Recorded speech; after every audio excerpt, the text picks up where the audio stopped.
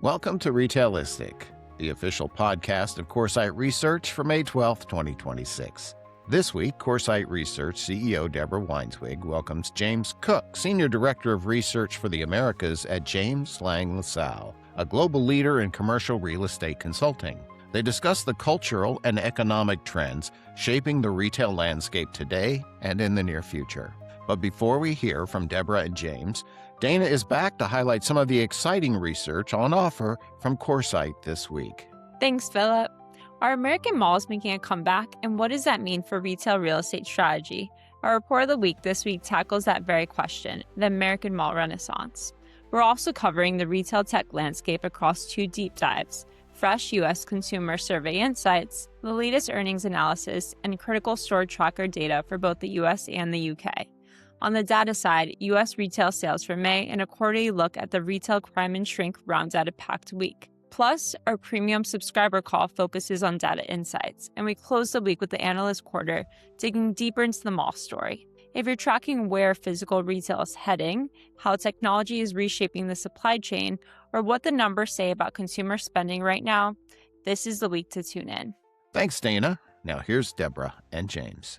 James, thank you so much for joining Retaili tic today. We're so honored to have you with us. Deb, any opportunity to talk with the great Deb Weinswig is a good day for me. So thanks for having me. You are so kind. I will say, James, you probably put out some of the best content, and I look forward to watching all of your mall tours and store tours. What was it about kind of bringing that to life? Like, what was it that excited you? Because you do it from a place of passion as opposed to like, I'm trying to kind of, be this creator. What was it that made you want to share kind of how you see things with others? Yeah. So my actual job is I'm the head of retail research for North America at JLL. So I have a small team of researchers that tracks all of the retail and retail real estate trends. And so as you do at Coresight, we write a lot of reports that we put months of our time into, and that 20 people read, maybe? So we were like, hey, we have such great insights that we're all passionate about. How do we get them out there? And one day, and this is like 10 years ago, I started recording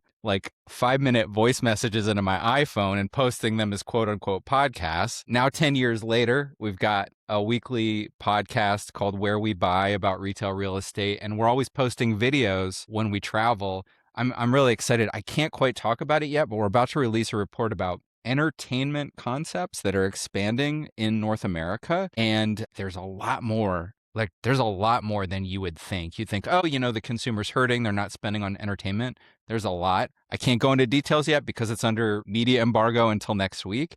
But as a part of that, we'll go out and film fun videos at different entertainment concepts and post them on social media. And that's where people see most of our research, is through these little short videos. Just for our audience, how do you define entertainment? Yeah. So what I'm most passionate about is, big picture, anything that creates an experience I'm passionate about. So I love placemaking. I love mixed use projects that evoke a sense of place and authenticity. But one of the things, a subset of that, is what we call location-based entertainment.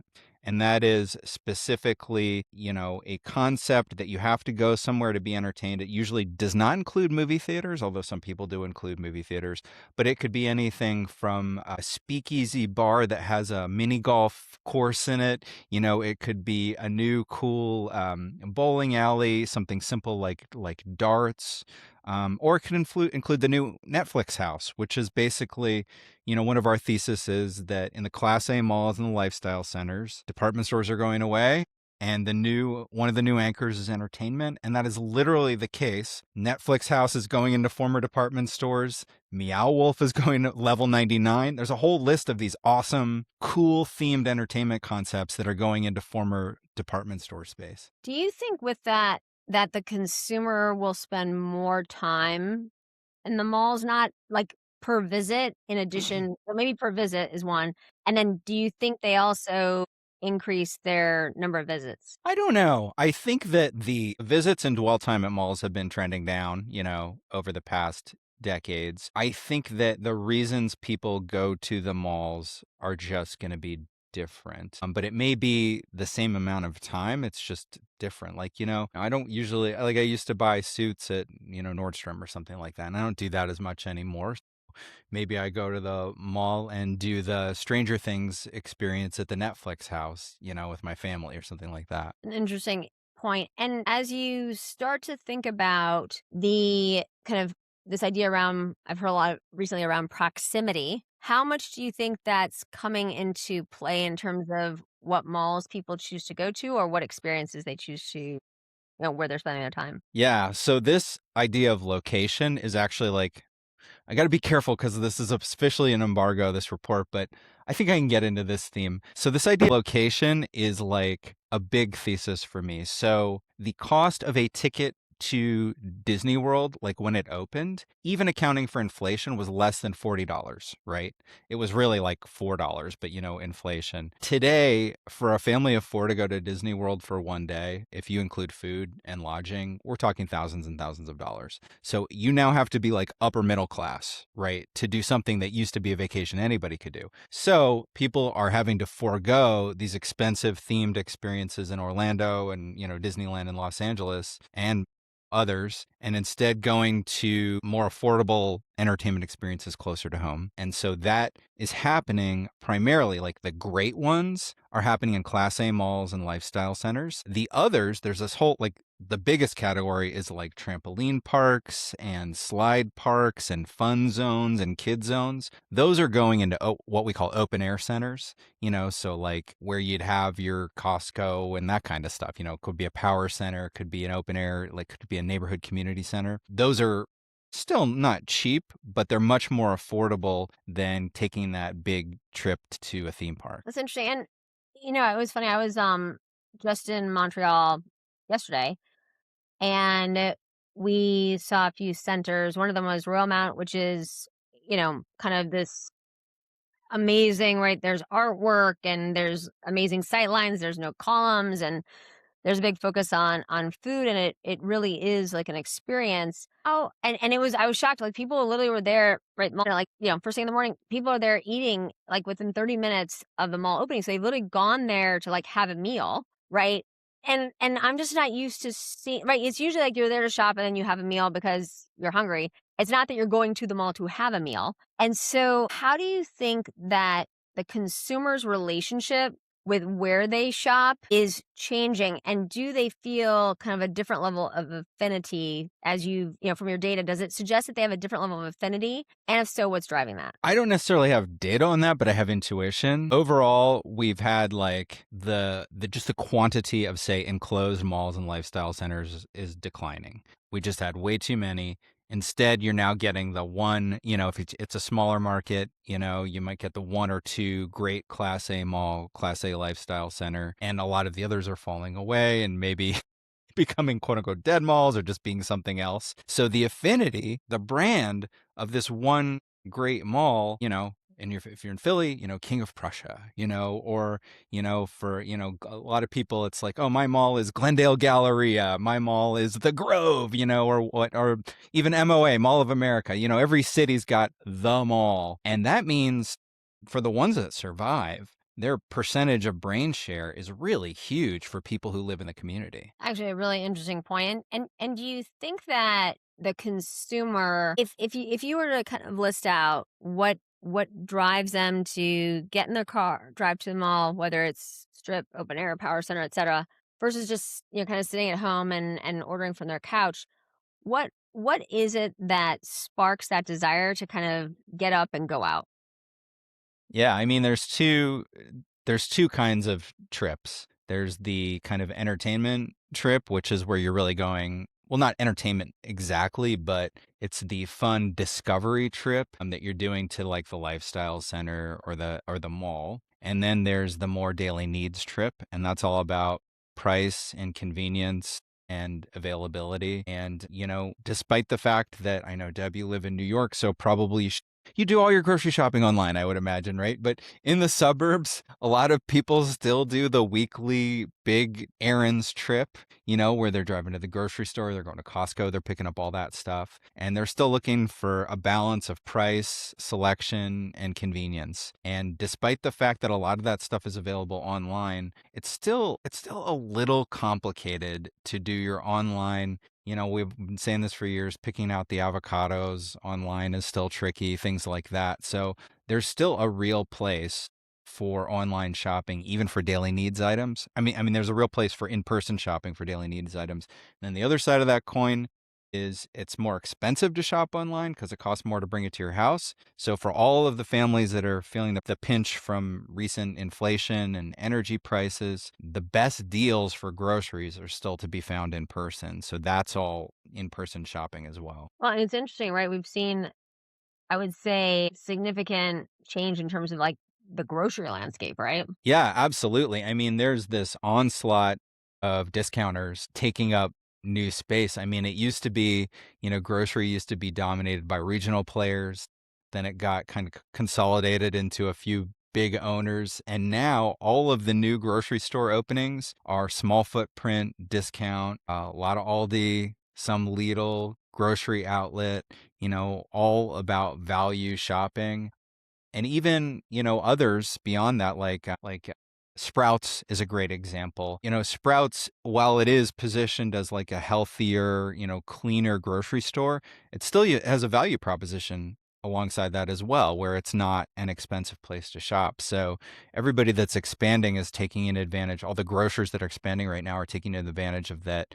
A lot of shoppers are on a budget and they're looking for a deal. Yeah, I mean, I think it goes back to, especially for grocery, right, the difference between online versus in person, right? There's like almost an inspiration that comes from being in the store of, kind of trying new product or, just thinking about how you put things together in a different way. I try to go in the store, eat a lot of fruits and vegetables, and I do that whole thing. I do want to pick them myself. And, in New York, we're fortunate enough that things are quite close. I mean, if I'm buying, not that I buy a lot of water bottles, but like that's not the easiest thing just to kind of like throw over your shoulder and walk home with. So, but I think that if you think about what drew people into the stores in the past and you look at, we can call it the value proposition now, I feel like as I look at my mind's eye and I think back to when I was younger and I would go to stores with my parents, right, there'd be all this sampling and right, you felt like it was like your neighborhood store, right? And there was something amazing about that. And like, I remember my parents being like the store managers. I mean, all of that. And so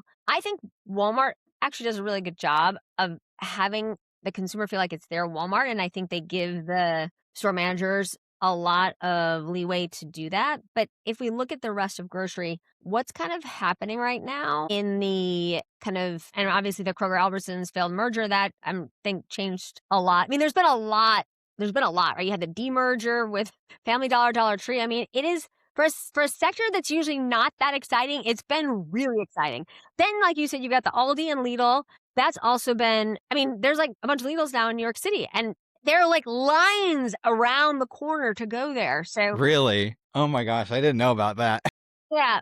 And so I think it goes back to that it's still fairly novel. And you don't like we used to call them like hard discounters, right? Having them in the city kind of, you've got them, you've got an Aldi that's nothing else is like the Lidls are a bit more convenient, at least for now. So why do you think we're seeing so much change in grocery? What can we learn from this, hard discounter kind of asset class? And how do you think that centers change going forward because of grocery, if they do? It's all about, this barbell economy we're always talking about is that you've got to be targeting high or low right now. The middle, a lot of that's gone away. Speaking of targeting experience, though, I didn't mention this when we were talking about groceries. There are some real regional heroes out there. I'm thinking about HEB, which if you want to talk about loyalty, man, people in Texas love HEB if they've got one. And then Publix too. And Publix is actually slowly expanding outside of just Florida and encroaching. They're going north, they're going west. So who knows? Eventually, maybe you'll even have a Publix in Manhattan. I'd love that. Yeah. And so their focus really is not on price alone. It's on overall it's overall good value, but it's fantastic experience, loyalty, people love it. What does it mean for shopping centers? I mean, the hottest. So in general, people who invest in shopping centers right now, or people who just invest in commercial real estate right now, they're kind of saying, hey, I don't want to invest in data centers. I don't want to invest in industrial as much as I did a few years ago, maybe not so much office. So a lot of money is turning to retail because there's still value in retail commercial real estate. Within that, the hottest of the hot is the grocery anchored centers, which is hilarious because like 20 years ago, people were like, oh, it's all going away. It's all going online. Now it's the best investment, to the point where it's really difficult to find one to buy. And when you do see one for sale, you're bidding against a lot of institutions who have a lot of money. So that like people are now investing in unanchored like strip centers. And there's more investment in what we call a power center, which is like those big box centers. Just all of the retail, the daily needs retail, it's all a good investment right now. People are really perceiving that. So when you mention Publix, I always think they've traditionally done a great job in pharmacy and focusing on the health of their customers. And that whole drugstore sector has been under pressure. Where do you think we are in the cycle? How do you even describe the cycle that we're in? Because I can't believe how many, we lost the entire Rite Aid chain. So that was a lot of boxes, but then we continue to see the shrinking of Walgreens and CVS, and it's not like we're seeing a huge uptick in, let's call it, independence. So what's happening? Why is it happening? How does it impact the real estate landscape? And what do you think it looks like in a few years? Yeah, I mean, that's it. It felt sort of, for me, like it kind of came out of nowhere where suddenly, drugstores, which, I mean, there used to be, everybody was on every corner, every major chain. And the economics, and I'm not going to pretend to be a drugstore expert, but the economics of prescription drugs have radically changed. And a lot of, like Walgreens, for example, tried for years to expand what people thought of at Walgreens. They tried to get people to go there for food, for groceries. At one point, there was sushi in a Walgreens. A lot of these experiments didn't work, or they sort of worked, but not enough to be really profitable. So a lot of these drugstores are too big. They're carrying too much. They're too costly to operate. I think the future for the drugstore is smaller footprints and integrated into places where people are already going. So like a great example is a drugstore, any Walmart, Target, all of that stuff. From a real estate perspective, a lot of people these are called single tenant net leases, where you own a building, a single tenant freestanding building, and then in this case, a drugstore chain would lease it from you for a long-term lease. These were always considered very good investments because drugstores never close, right?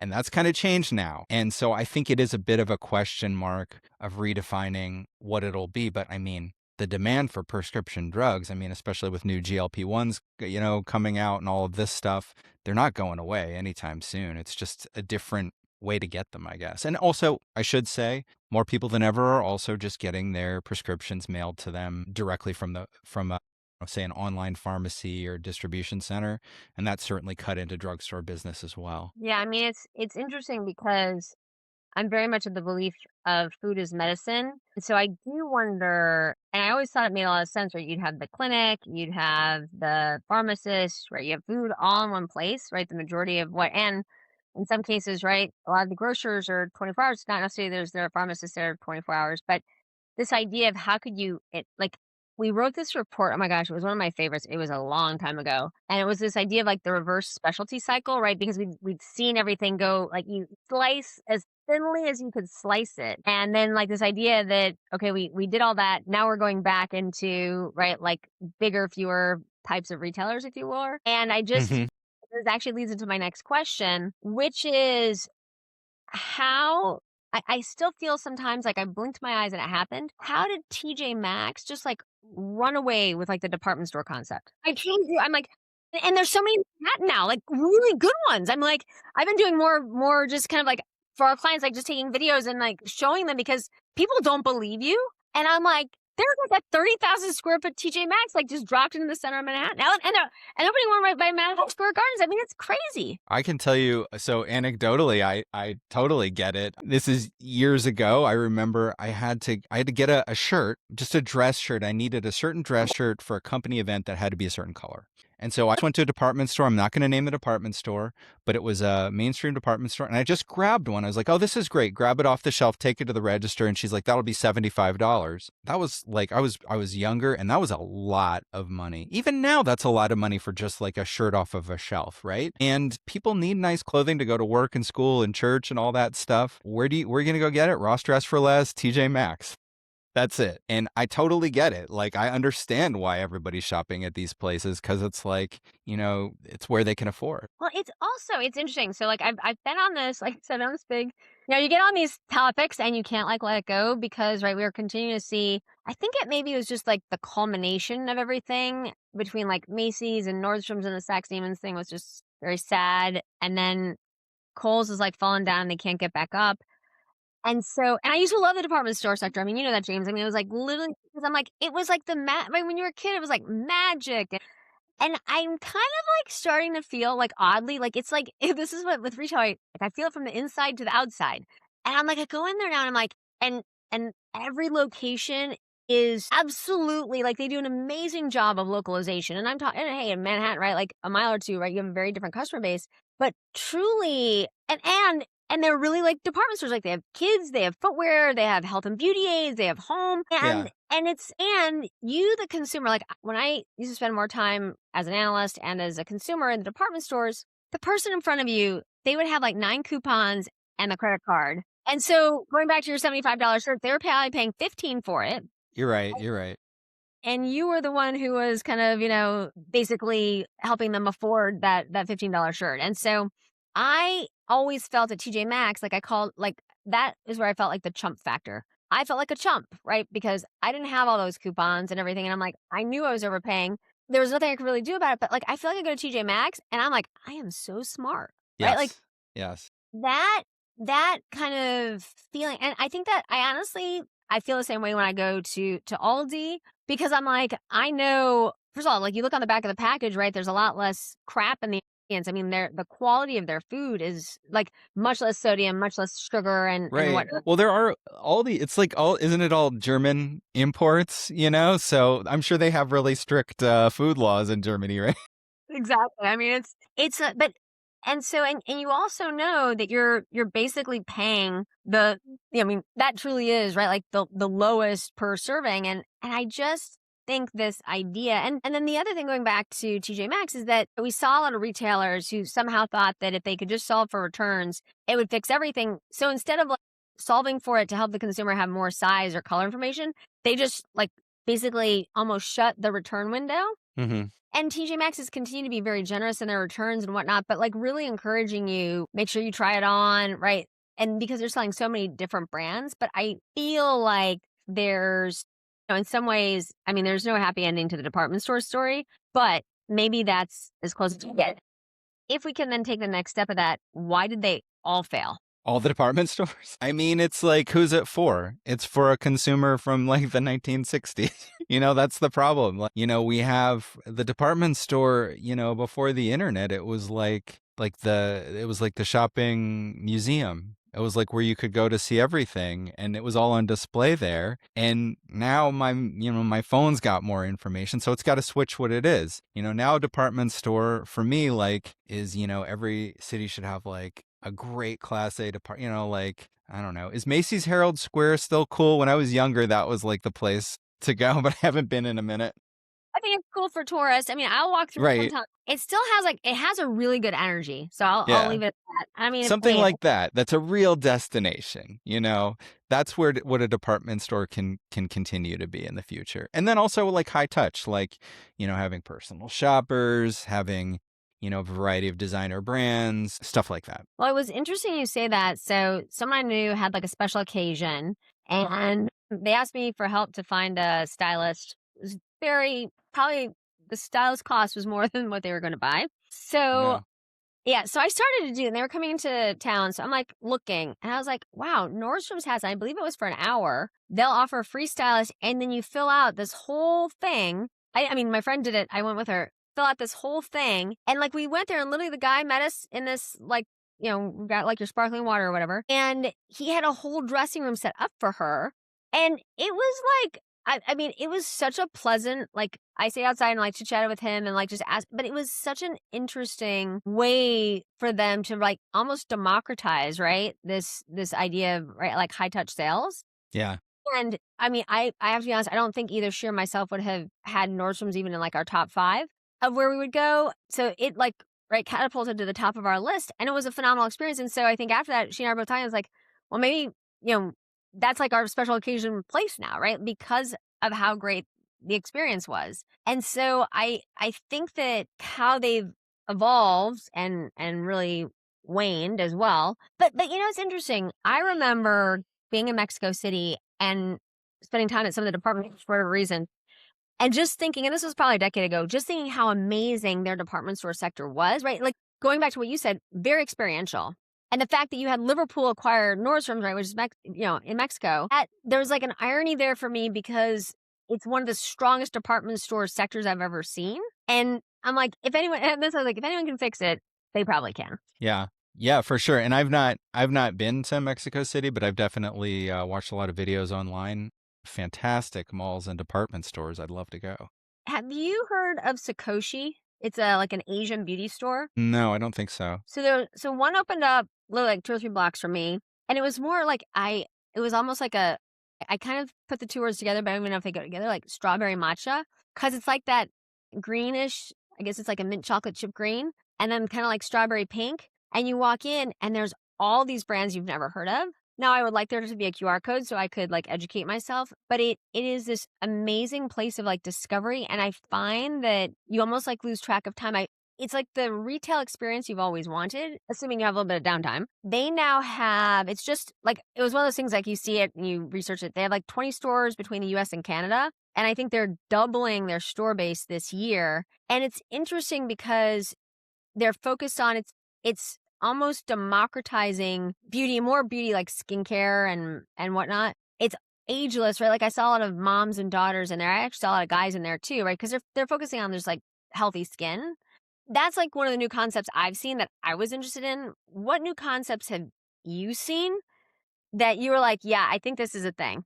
What you're talking about is part of this big trend around Asian and Asian-inspired concepts expanding in North America. There's so many, like Miniso, Pop Mart, bigger ones like Round One. Where you live in New York, you've got, a lot of people don't know this, the biggest QSR chain in the world is called Mishway Ice Cream and Tea. And they've got more units than McDonald's, and they've got a couple locations in Manhattan. And the big one is Luckin. I would almost call Luckin let me think about this, the Aldi of coffee shops. I don't know if I'm gonna like brand. That's good. I'm like taking a ton of notes, but I'm like the Aldi because it's all about convenience and value with the added bonus of gamification. So you know how you go to Aldi and you got to bag it yourself. You bring in your own bags. You got to check it out. Luckin's the same way. There's no cashier. So you got to get the app. You got to order it yourself. Your order goes directly to the coffee machine. So the barista is not making your coffee. They're merely taking it from the coffee machine and like putting a cap on it and putting it out for you. So it's a very automated, but there's a pretty good menu comparable to Starbucks, but the prices are a little bit lower. But then there's all these discounts. So every time you order, what kind of discount are you going to get? Like when I went, it was almost 50% off of my order. I was like, this is awesome. So we'll see. I don't know how many locations. They've got to have like 7 or 8 in Manhattan at this point. And there's more Luckins in mainland China than there are Starbucks. Well, basically Starbucks ended up failing because I don't think they understood what the consumer wanted. And honestly, this is like my big theme now. I don't think they were really interested.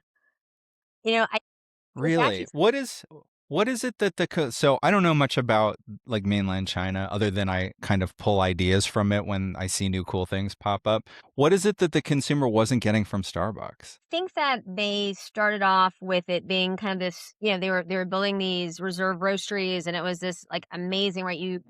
And I think so if you see enough of those, let's say on social media, you first of all expect your Starbucks to be like that. And when it's not, you're already like digging, right, like a hole for yourself. And then I think that the product line, right, in China, right, there's a lot of product innovation. And so I think they felt like they got the product right and then they just stopped. So it was like, if you think about different iPhone models or whatever, right, that's kind of more how that consumer is used to, right? There's going to be something new, there's going to be something different. There's a reason I need to go in, there's a reason I need to bring my friends in.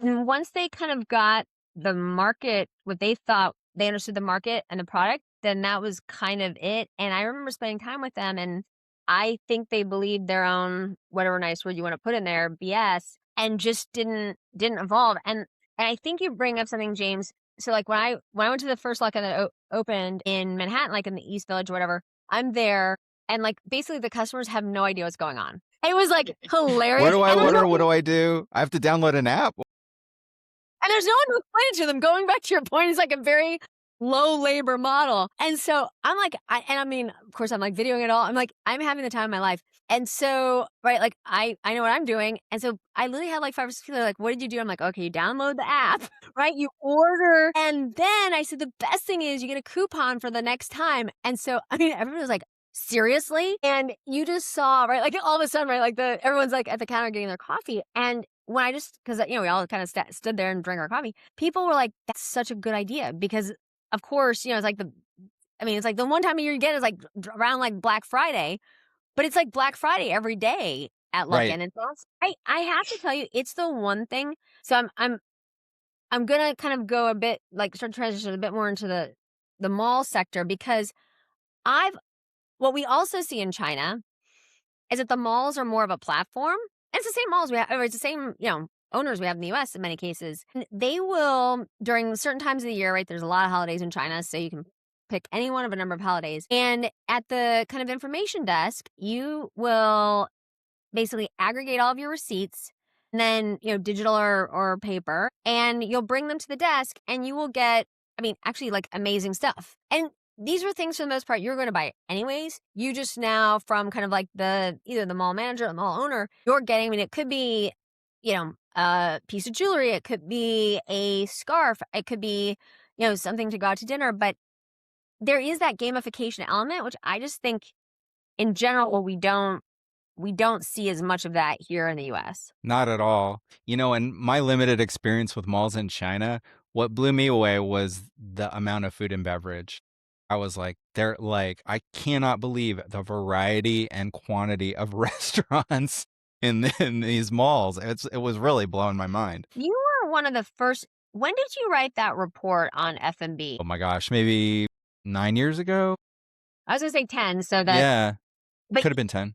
you were really the first person, I think, to talk about what a huge opportunity that was in US malls. What have you seen since then? There was kind of leading up to the pandemic, there was a gradual increase in the percentage of square feet at the mall devoted to food and beverage and entertainment too. They were both growing. Pandemic hits, it really reins that in. I would say it really hasn't grown since then. So kind of we had a lot of malls putting in, hey, we're going to put in a food hall. We're going to put in this huge flagship restaurant. It hasn't declined a lot, but the trajectory is flattened. So we were at a point now where people were saying, hey, in another 10 years, 50% of the square footage in a mall is going to be food and beverage. And that has not happened. That has really come and reined in.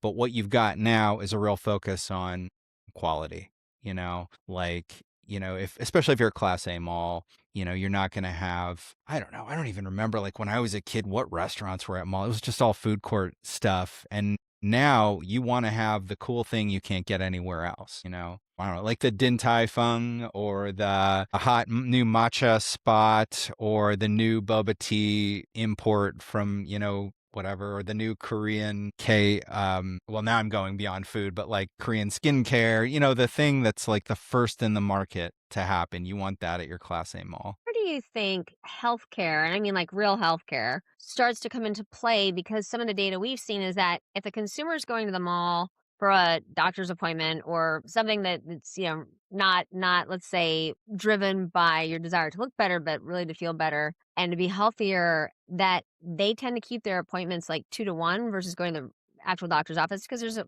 lot of anxiety. I had thought we would see, once again, I understand that we have very high occupancy rates at malls, but I had thought we'd see more healthcare. What are your predictions, both kind of like enclosed and in other formats? And where do you think we are in that cycle? So there's different categories of malls. Basically, it's A, B, and C. So those A malls, they are occupied by the best restaurants, the best luxury retail, all that stuff. So they're not going to really have a lot of healthcare. There's more of an opportunity for the B and C. In some cases, I think there's a real opportunity to take a quote unquote dead mall and just make it a healthcare campus or redevelop it into something with a strong healthcare. But yeah, the configuration of like like a Simon Mall, right? It just doesn't make sense. A Macerich Mall, it doesn't make sense to have, a large healthcare component because they can get higher rents, from say an Apple store or a Louis Vuitton or a Gucci or something like that. What are you seeing in terms of where we're at with luxury and then also luxury secondhand?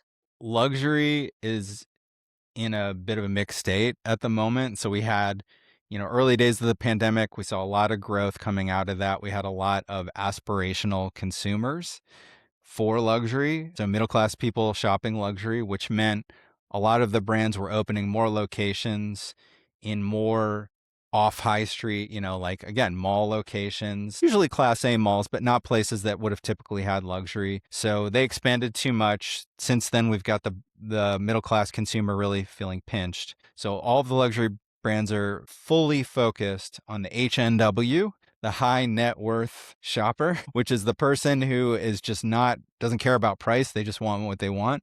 That's the great customer. So there's a real focus on that. So the luxury brands, they're not opening many new locations, but you'll see them shifting to, hey, we're going to move our flagship to this better location that's slightly larger, maybe on Rodeo Drive, Fifth Avenue. So not a lot from a real estate perspective, not as many new openings, but a real focus on private space, special suites for their customers. And a real focus on high touch experience for those high net worth individuals. So do you think, in other words, that there's a greater percentage of luxury sales consolidating into fewer customers or fewer households? 100%. Yes, absolutely. Which is good and bad.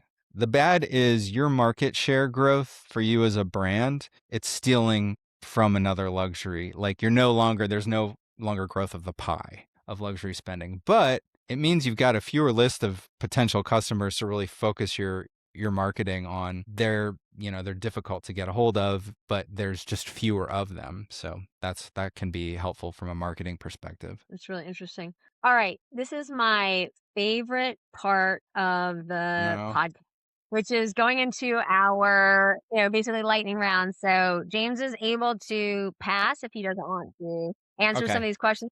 They are not hard. And it's number one, thoughts on data centers. Thoughts on data centers? They require a lot of energy. Most communities do not want them. And I'm not an expert on data centers, so I guess I'm going to say pass. Well, here's what I'll say is, for all of the computing power we're going to need in the future, we're going to have to do it somewhere. So we'll see where that happens. So then going to 2, as a result of data centers, what are you seeing in terms of costs? How data centers are impacting like real estate costs? Mm-hmm. And just cost of construction. Oh, cost of construction. Yeah, costs of construction it's just going up. It's even without data centers, the Strait of Hormuz, the just tariffs, just inflation, cost of labor. The cost of construction in my world, retail real estate, it's so prohibitively expensive. People aren't really building that many new shopping centers, that many new stores. That's why our vacancy is like 4.4%, which is super low because people can't afford to really build new stuff. So what does that mean? So question 3, what does that mean for the holidays? If there's such a low right now and we're not even close to Christmas. Yes. So from a consumer standpoint, kind of status quo. From a retailer standpoint, it just means it's difficult to open new stores. And when you see these announcements where a chain will close, like for example, a few years ago we had like Party City, Bed Bath and Beyond, that's like good news because there's other retailers who want to expand, and now that's space for them to go into. All right, number 4. Of course, we can't get out of here without talking about AI. Although we've managed almost the full hour without it. But how does AI impact retail real estate? The short answer is I don't know. I will tell you, I'm about to go to ICSC in 2 weeks and am doing a lot of podcast episodes and panels on how AI impacts property, PropTech, all of that.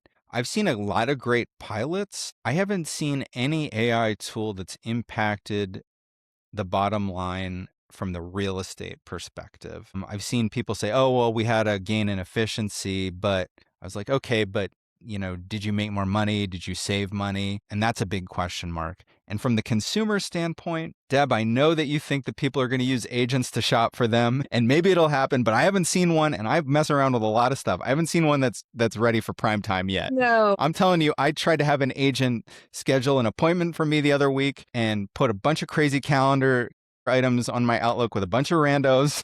And so I don't trust that agent either. I think whatever you've named that agent, let's say that's Sally. Sally needs to be retired, and we need to roll out Sammy, right? Like that's that. Well, I gotta tell you, as I digress, but sometimes I'll be talking to people, and they're talking about all these people I've never heard of. I'm like, oh, I haven't heard you talk about that person before. They're like, oh, that's one of my agents. I'm like, okay. So now they're kind of like that's where I start to feel a little I guess almost Black Mirror-ish, when they're coming into the folds of you're talking about your family members, and then you're dropping in some of your agents. Yes. Right. All It's like Alexa was the first one and Siri. Exactly. Now there's so many. Exactly. All right. Number 5, where do you think we are? I know ICSC is very excited about PropTech. Where do you think we are in terms of PropTech, and what do you think drives that sector? We're in a pretty great moment from a landlord owner perspective. There are so many cool startups out there right now, experimenting with all kinds of just every sector of real estate development, management, from the retail side of things like site selection, all of that. There's a million cool tools out there. Everybody wants to give me a demo, by the way. If I wanted to, my full-time job could be demoing software. But my point is that most of those will fail. The ones that survive are the really cool ones. And I think a lot of them will improve our industry for the better, for sure. All right. Number 6, based on that, what do you think is the greatest opportunity or problem for them to solve right now? Oh my gosh. So from my world, like retail real estate, there's site selection where you're going to go. And that's a great challenge. To this day, despite all of the predictive tools we have, it's still a mixture of art and science. It's still, we'll create these awesome predictive models, but then somebody's still got to go on the ground and look around it. Because real estate is physical, that is the biggest challenge. It is something that no computer can experience the way a human can. And there's all this information that I have in my head that's really difficult to model, even with the most advanced AI we've got. So I would say the biggest challenge is the fact that it is physical. And that, we know, Deb, we know people who work for retailers, when they're doing site selection, they send experts on the ground to walk the whole site. And there's stuff that, only they can do. So I think it's, be a challenge for any electric tool to do that. It's interesting you brought that up, because I know a retailer who's experimenting with, they've put sensors in the stores so that they can start to get a sense if the consumer is anxious, or if they're happy, or if they're feeling joy. And I was Really? and I'm what, for what purpose? And they're like, And what are you going to do with that? yeah, they're we're trying to understand if we need to change, because if they tweak the lighting, or if they play different music or whatnot. And I'm like, that's an interesting thing. I'm like, I just don't. And they can sense your heartbeat. And I'm like, I just want you to let me. Well, there's a Whole Foods in New York, and it says we capture biometric data. I'm like, yeah, that's a Whole Foods I'm not going into. So I'm like, I said, just as long as you let the customer know. And the person was like, what do you mean let the customer know? I'm like, because you're taking biometric data, right? I'm like, you need to make sure that they're aware that you are, and they were like, oh, we hadn't thought about that. So, or you could take that money and instead pay for more store associates to be on the floor, and they'll see if you're not happy. I don't need a computer to know if you're unhappy. I think two of the things we've talked about, between gamification and store associates delivering, even if it's just okay service, right? That I think those are the two, and yes, everything in retail is hard, but those are the two things I think right now you get the highest ROI on. Okay.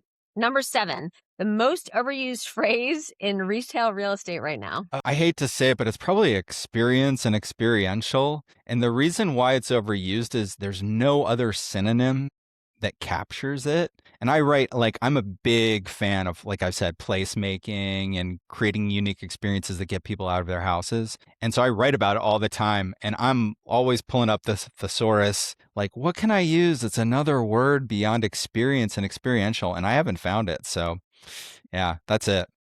Okay. Number 8, biggest misconception the media has about commercial real estate. For retail real estate, it's that retail is dead. Like, people think it, like, to this day, I'll be at some family gathering and they'll be like, "Oh yeah, you work for like shopping centers, right? Isn't everybody just shopping online?" I feel like I'm like a walking, talking at like industry advocate. I'm like, actually, less than 20% of shopping occurs online, and well, it's actually more than that now. But anyway, less than 30% of shopping occurs online. The vast majority is in store. Yeah, it is interesting kind of what people, well, I think that diatribe around like, the mall is dead was like, we wrote a whole series. Actually, it was the best performance of some of the research we ever had. It was like, the mall is not dead. And I love that. I was like, I think we should rebirth that, because it was just like, you have all these preconceived notions and most of them are wrong. So anytime, right, you read through that, you're like, yeah, I thought that. I'm not sure where I like kind of picked that up, but I was like, let's just like debunk all the myths,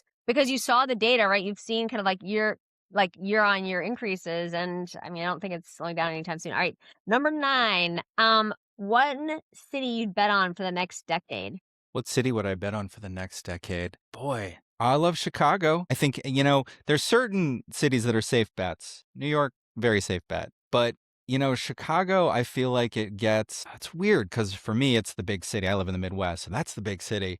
But I think it often gets overlooked in terms of cities that are just overall bigger on the map, like New York and LA, or have more growth potential, like, say, Nashville, or Austin or something like that. But yeah, no, I think, and the big story right now in Chicago is Michigan Avenue. People have really had written that off as, oh, that was hot in the 90s, but it's real resurgence. Every week there's new cool announcements of new flagships. Again, here's your word, experiential flagships on Michigan Avenue. Everything from like the Harry Potter store to a new Uniqlo to there's a new competitive socializing concept out of the UK.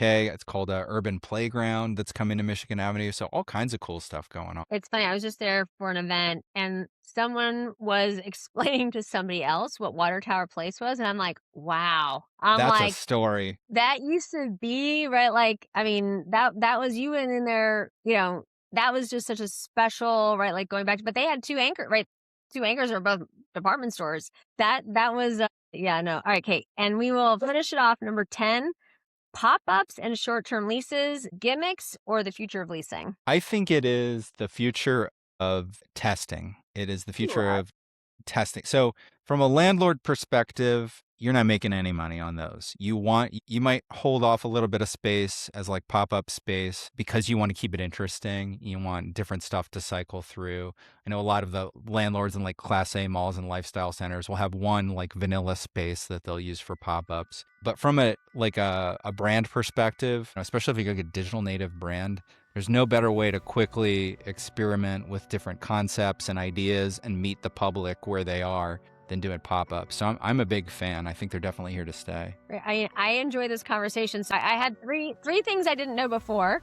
Okay. Luckin as the Aldi of coffee, the future of testing as pop-ups, and that these dead malls, there's an opportunity for them to be healthcare campuses. So James, always a pleasure. Thank you so much. And I will see you in like a week and a half at ICSC. I can't wait. All right. I'll see you there. Thanks. Bye-bye. Thanks, Deborah. And thank you for joining us this week. Coresight Research serves the retail community with timely research on consumer shopping behavior, trends across every retail vertical, financial outlooks for industry leaders, and the latest breakthroughs in retail technology. We also develop and maintain proprietary data resources, conduct technology assessments, provide strategic consulting, facilitate leadership communities, conduct seminars and conferences. visit us at Coresight.com to learn more about all the ways we can support your success. Have a wonderful week.